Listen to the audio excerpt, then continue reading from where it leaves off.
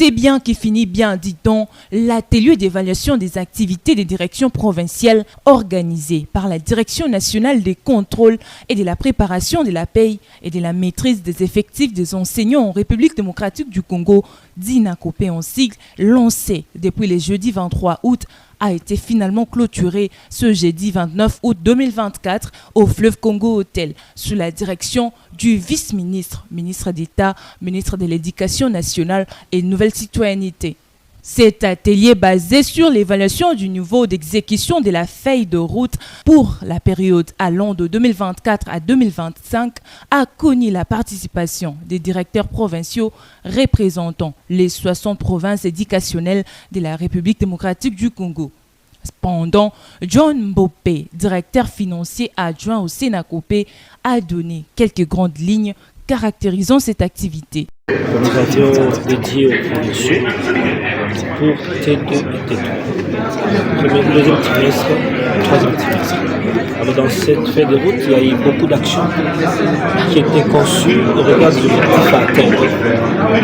Alors il était question pour nous d'évaluer le niveau d'atteinte de tous ces objectifs. Savoir quelle est la province qui a atteint tel objectif, quelle est celle qui n'a pas atteint tel objectif et quelles sont les raisons qui ont fait qu'il atteigne ou qu'il n'atteigne pas. Et cela nous a poussé à faire des cotations pour savoir le degré de performance de chaque intervenant. L'occasion faisant les larrons, quelques recommandations ont été faites par son Excellence Jean-Pierre Kezamoudro au terme de ses travaux.